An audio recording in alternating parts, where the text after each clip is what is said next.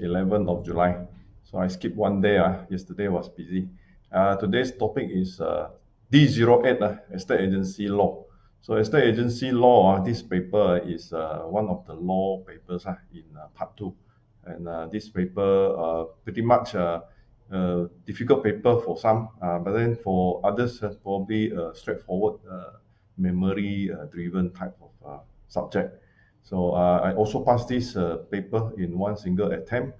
So I do not feel that it is a killer paper like in the part 1 text or part 1 introduction to law. So this, although it's a law memory paper, pretty straightforward. So let us go in for more explanation about the different requirements for this paper. And last, just to get into the subject, this is a very important book for this preparation of this particular subject. And this is the Bible for the estate agents, valuers, appraiser, estate agents, and property managers Act 1981. So this is the old version where I bought it around 2016 when it first came out. I had another book, earlier one, 2013, I think, 2013 or 2014. So anyway, there is the latest revised, amended book for this particular act, which is available in the market. So the price for this book is only around 30 ringgit. And then you just need to get a copy and then use it like a reference book for all the study of part 2. In fact, this is the main book for this part 2 law subject relating to rules and the regulation of estate agents practice. Estate agents from the beginning, from the registration until the area of practice, what are the schedule fee and everything, all in this one single book. So I guess every estate agent should buy this book and keep as a standard copy. Let us go into some of the topics I like to highlight. This is the syllabus, and it's quite lengthy, so I do not read it out. You can refer at any time in the website, or if you have already bought the syllabus booklet, this is available from the edition 2005, and there was no change until now. That was the second edition. So generally, the syllabus touch on 3 areas. One is conducting sales and purchase, leasing and everything. And then second part is regulatory bodies, which regulates this profession. And then third is about certain area where we also heard it is not a core business, tender and auction.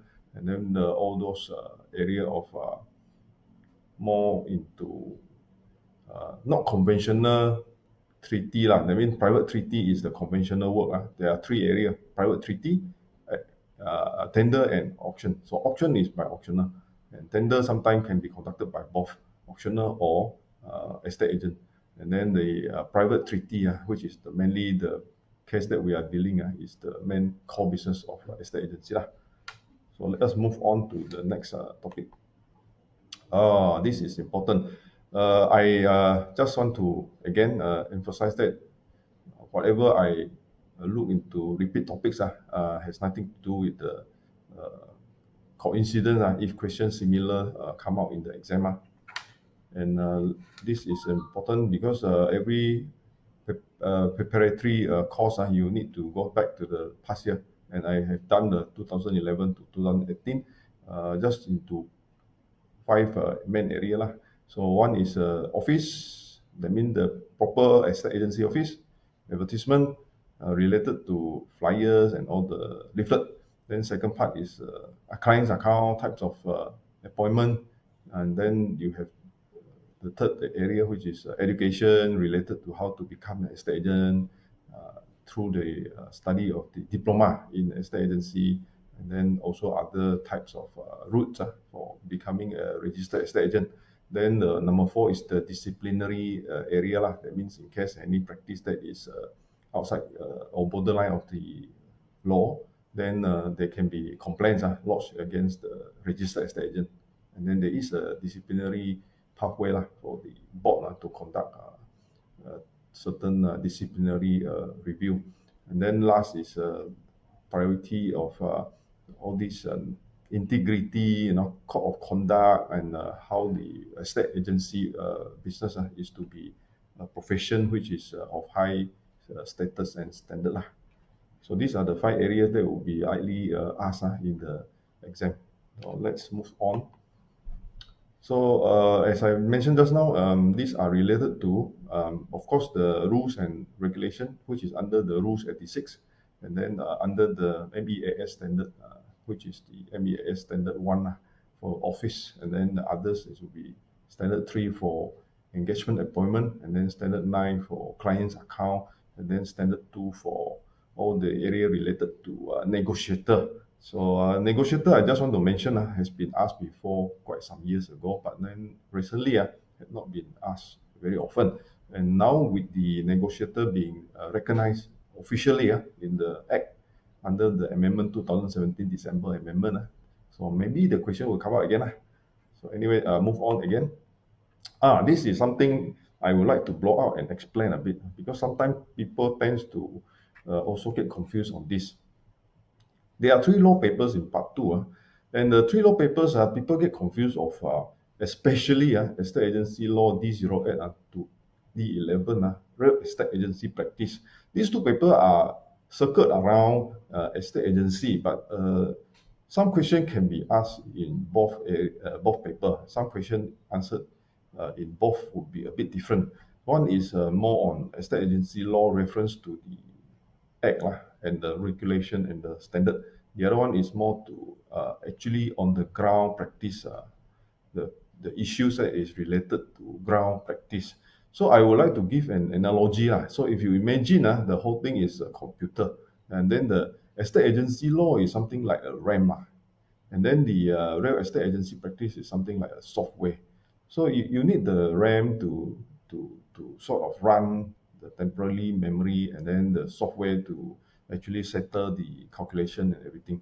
And then the hard disk is more related to like law relating to property. So law relating to property paper, in fact, don't confuse with the real estate agency practice or estate agency law, because it study mainly the pure law, and also more like extension of the part 1 introduction to law. So it's a bit more like a background knowledge for the laws that is at the side of the practice. The actual practice actually doesn't, in fact, involve so many laws. The actual practice of real estate agency involve mainly the 3 area of law just now, which is estate agency law, that is Act 242, and then the regulation 1986, and then also your the standard, the Malaysian Agency Standard, which is the Malaysian Estate Agency Standard, MEAS. So now the latest revised standard is 2018. So this one, I hope it is clear. Then let's move on to the Acts, as I mentioned. So we will go into a bit of each of these area in the subsequent slides. How do you remember the standards and the Malaysian Estate Agency Standard? Because there are issues that when you answer the question in the exam, there is a requirement to remember which reference you give as in the explanation of your answer. So you need to remember which standard is for what.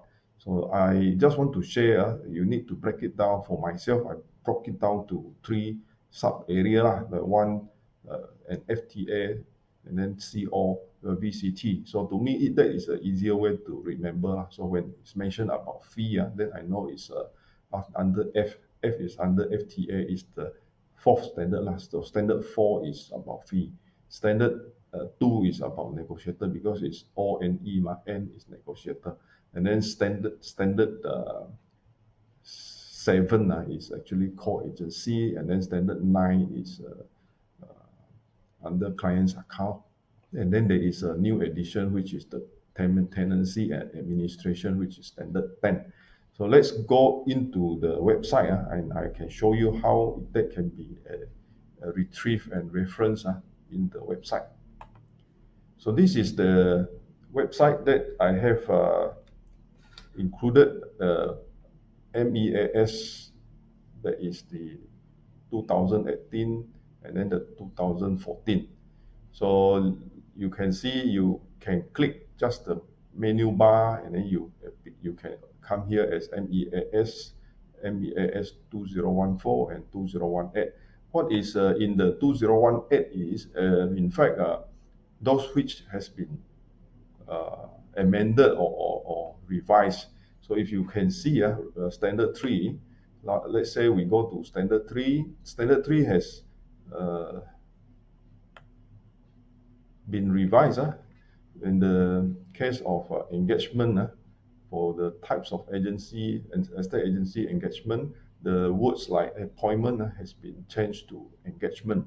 So this means to say, you can see from my website those things that has been included in bold. The acceptance of an exclusive or sole agency places upon an estate agent the strongest obligation to render estate agency service to the expectation of the client. So this 3.2.6 is highlighted because it was not in the 2014 standard. So indeed you can see the difference from this website, or you can also click the link to area where it is outside this website, but then able to give you a written article about whether this is, what are the differences. So the differences between MEAS 2014 and MEAS 2018 standard 3, then you can see that I have written down in summary, changes are obvious in making engagement the rightful term to use, hence all estate agents are engaged and now not appointed. So this is my own article written in a website under Just Letak Property. So this website is also run by our group, and then now it is also a listing website. We can go back to the estateagentexam.com by clicking here to read the actual standard. So if you click, then you go back to the actual standard, which is in the estate agent exam website. So just to highlight the fact that MEAS letters is available in the website with the highlighted as well as crossed out for the revised version. So let us go back to the previous slide.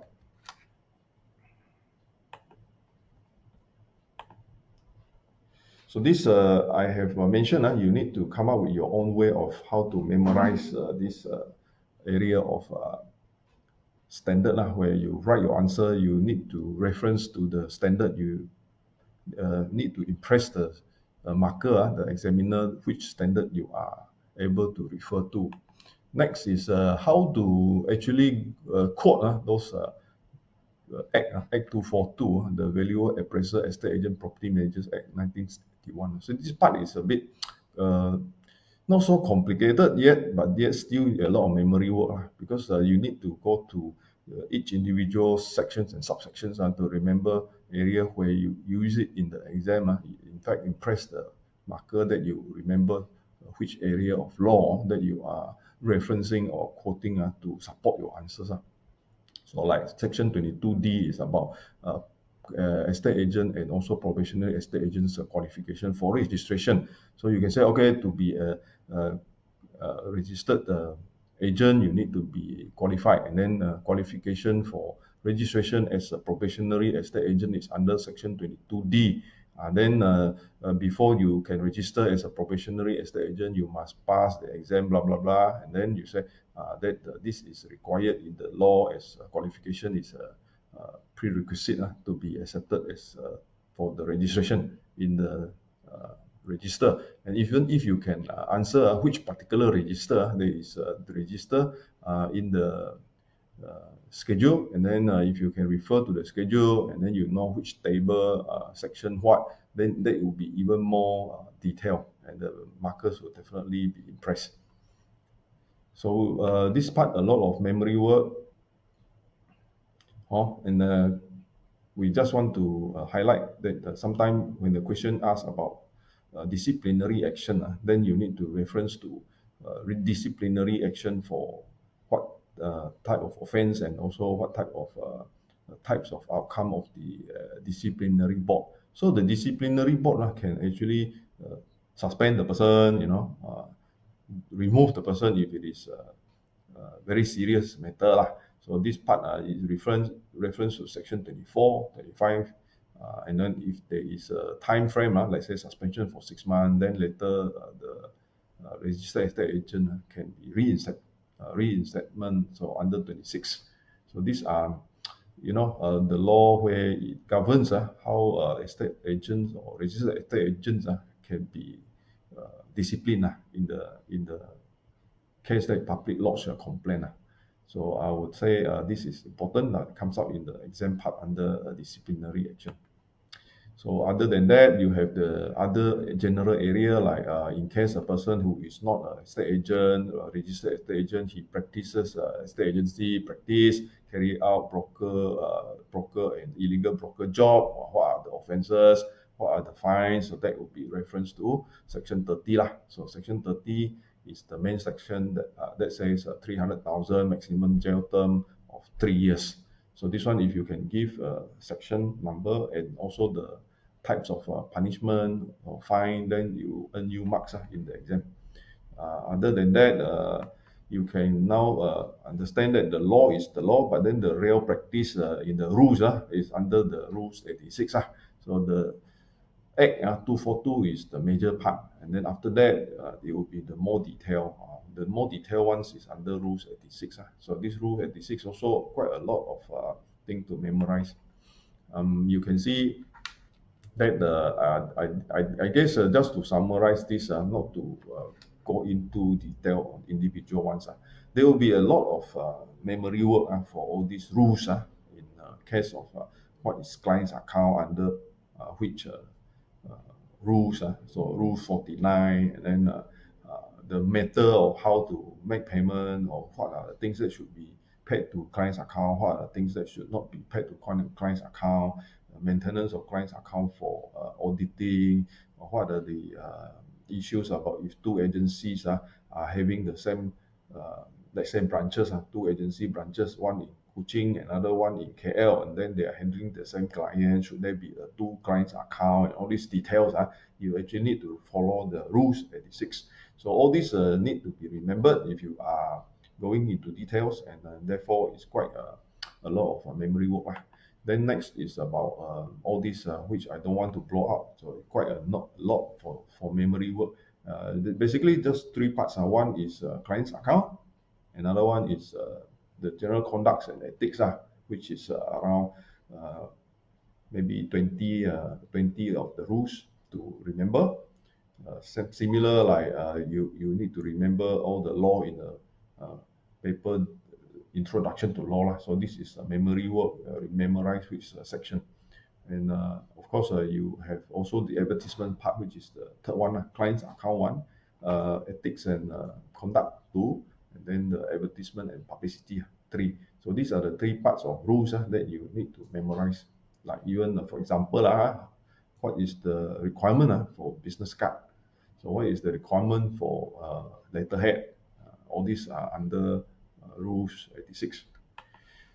So you have seen the rules, you have seen the act itself, and then now the third part is the schedule. So I would say the schedule is quite simple for one area where is a fee, is regarding the fee. So the fee is under 7 schedule, and that is a one simple and probably a lot of estate agency work of fees is under sales and purchase and also rental. So we tend to remember maximum fee is 3%, rental is about 1 to 1.25 months, But then there are more details, like for example, if you are handle selling of, let us blow this out again. If you are handling a selling of sales of a company, plantation company, so plantation company ABC having a land size of say a hectarage of 20 hectare lah. Then this 20 hectare plantation is sold to another buyer. So this part the total company sold is let's say a few million lah. So now you are supposed to charge your fee. So that fee will be similar lah, 3% maximum lah, to the total transacted price.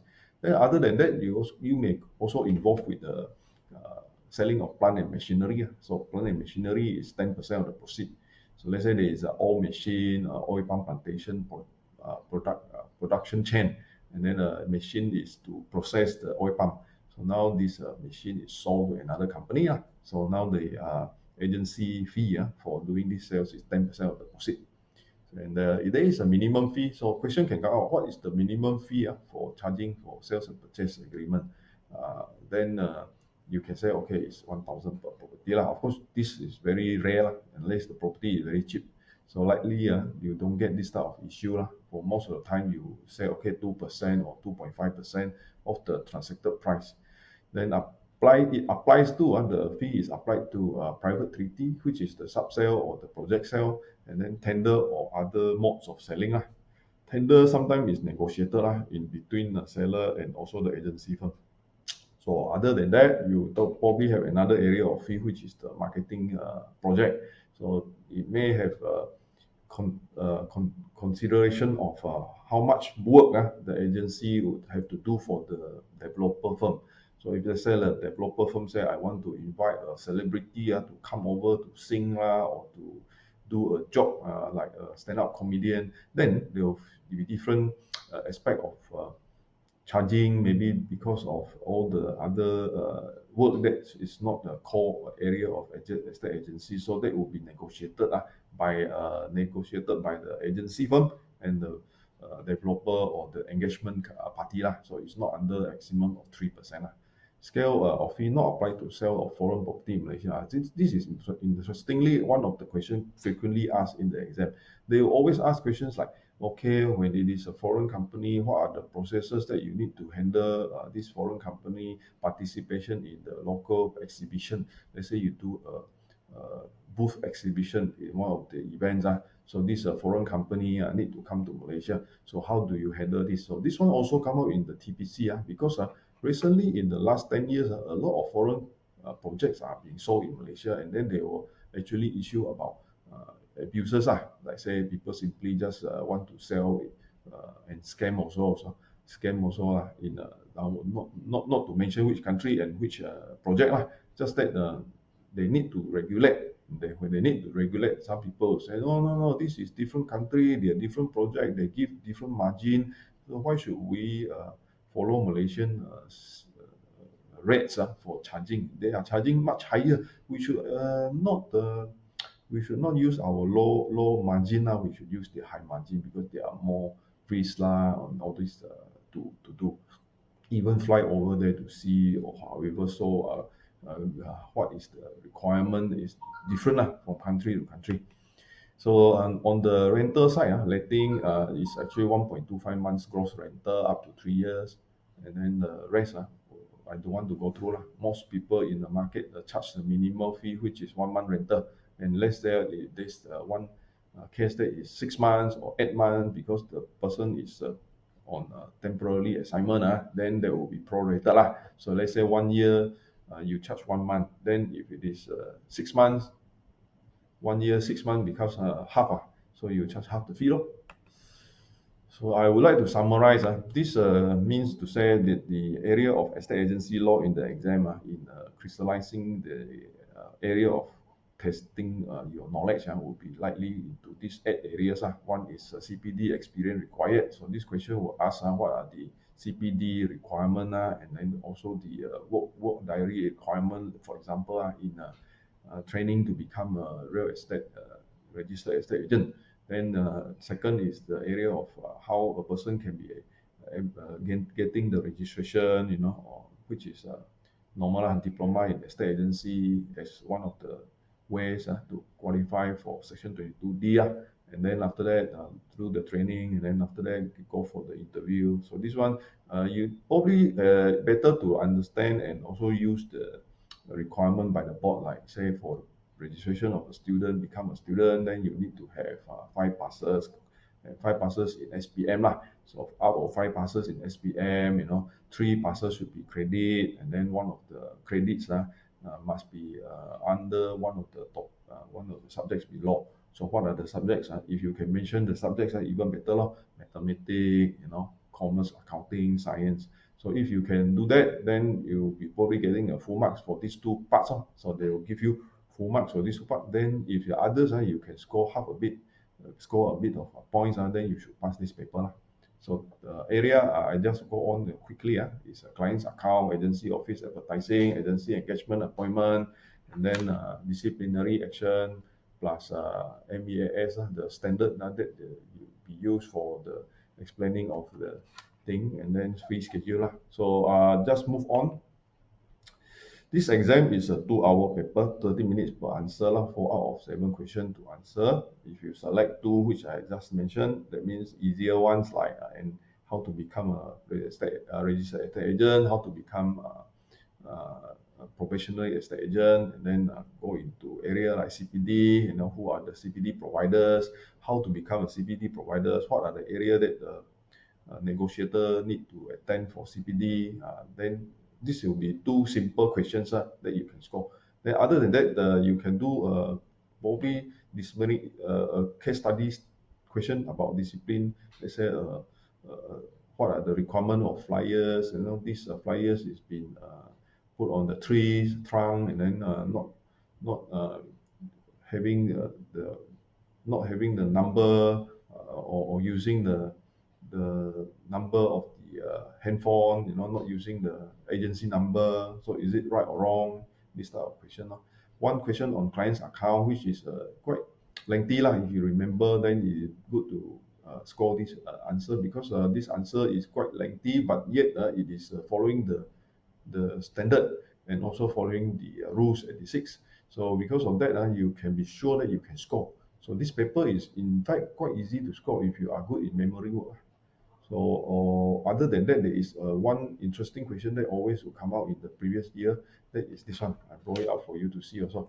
Now this question is actually about maybe 6 or 7 or 8 sub questions, which A, B, C, D, E lah. So then they'll give you scenario.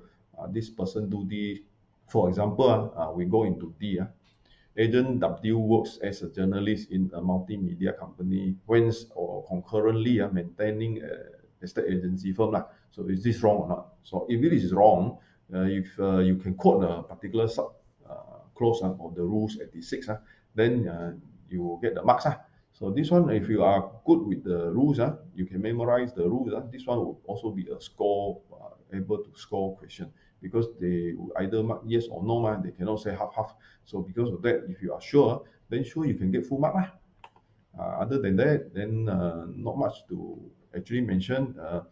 In fact, the area of estate agency law is quite into memory work, and I said that you have 3 parts of memory work. One is the Act itself, Act 242, and then one part is the rules 86, and then the other part is the Malaysian Estate Agency Standard 2018 or 2014. So now this year, I think you need to remember 2018 already, because this year the 2018 revised standard already out. So these 3 areas, and in fact, argumentative type of question, like scenario type of question, if you can try to avoid, because you may not score well because there is no completely correct, or you have to be very good to be completely correct. So thank you for listening to the talk. I will say estateagentexam.com is a website I have designed for online self-study of estate agency exam, estate agents exam diploma in estate agency by the Board of Valuer, Appraiser, Estate Agent, and Property Managers. And also my tagline, know your position, crystallize your vision and mission, and to be different. Thank you so much. Bye-bye.